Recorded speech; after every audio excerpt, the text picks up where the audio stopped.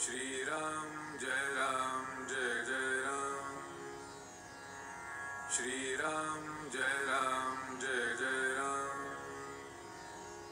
श्री राम जय जय राम। श्री राम जय जय राम। श्री राम जय जय राम। श्री राम जय जय राम। श्री राम।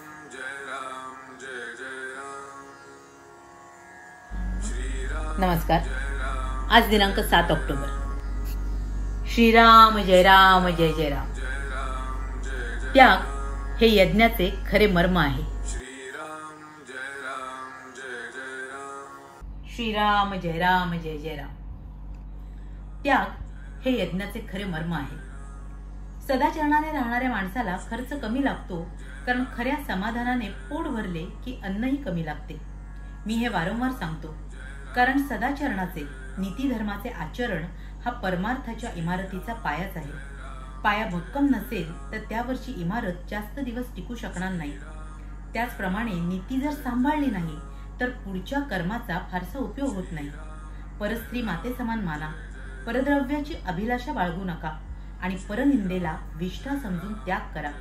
या 3 गोष्टींना फार सांभाळा।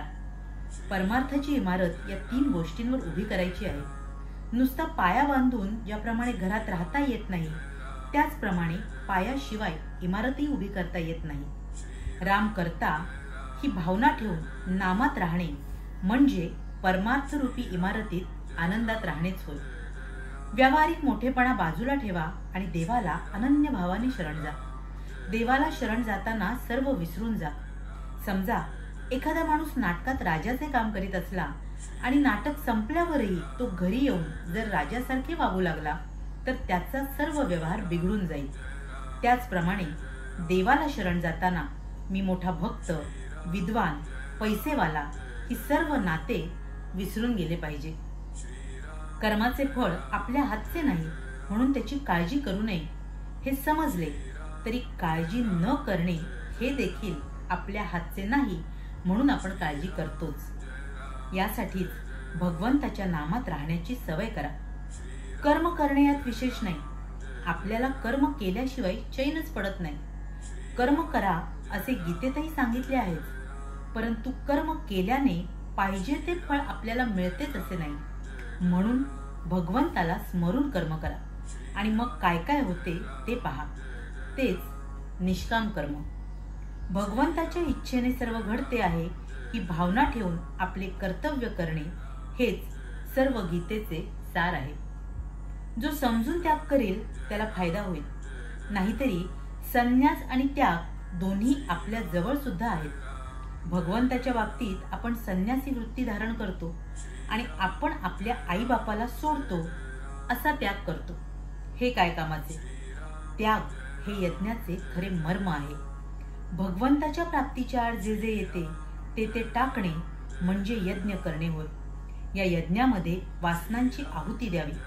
कोणत्याच गोष्टीबद्दल हवे अगर नको असे न वाटणे हेच वासनांची आहुती दिल्याचे लक्षण आहे। जेथे वासना संपली तेथेच भगवंताची कृपा झाली।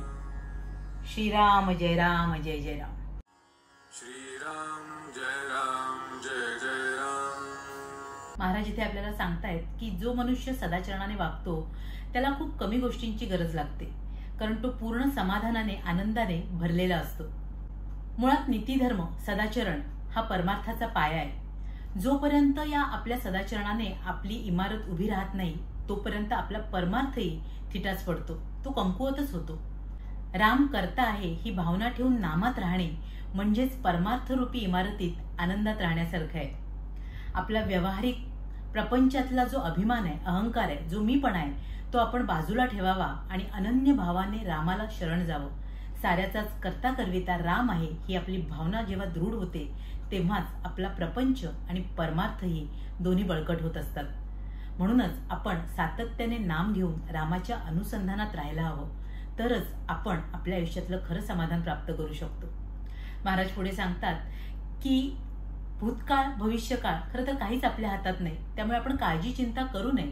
पण आपल्याला ही काळजी लागून राहतेच, कारण ती न करणे हे तरी कुठे आपल्या हातात असतं. म्हणूनच आपण काळजी करतो. आणि यावर उत्तम उपाय म्हणजे सातत्याने भगवंताचं नामस्मरण. कारण तेच खरं तर निष्काम कर्म आहे. कर्म हे आपल्याला करायलाच हवं, पण ज्यावेळी आपण आपला मीपणा, अहंकार सोडून भगवंताच्या स्मरणात प्रत्येक कर्म करतो त्यावेळी ते खरं निष्काम कर्म होतं. आणि साऱ्या गीतेचं सारही तेच आहे. महाराज पुढे आपल्याला सांगतायत की त्याग करणं हेच खरं साऱ्या यज्ञांचं मर्म आहे. आणि जो समजून उमजून शहाणपणाने हा त्याग करतो त्यालाच भगवंत लवकर प्राप्त होतो आणि परमार्थ खऱ्या अर्थाने साधला जातो. आपल्या भगवंताच्या, आपल्या परमार्थाच्या आड ज्या ज्या गोष्टी येतात त्या दूर करणं आणि सातत्याने नामस्मरण करून भगवंताशी अनुसंधान साधणं, आपल्या परमार्थाला आवश्यक ज्या गोष्टी आहेत त्या करणं हेच खरं तर साऱ्या यज्ञाचं मर्म आहे. आणि ते आपल्याला केवळ नामानेच साधू शकतं. अशा प्रकारे आपल्या गुरुने दिलेलं नाम घेऊन आपण हे खरं यज्ञ कर्म साधू शकू, हीच त्या गुरुचरणी प्रार्थना. तुम्हा साऱ्यांसाठीच खूप सारी गुरु ब्लेसिंग्स. श्रीराम जय राम जय जय राम. श्री स्वामी समर्थ. जय गुरुदेव. श्रीराम जय राम जय जय राम. श्रीराम जय राम जय जय राम. श्रीराम जय राम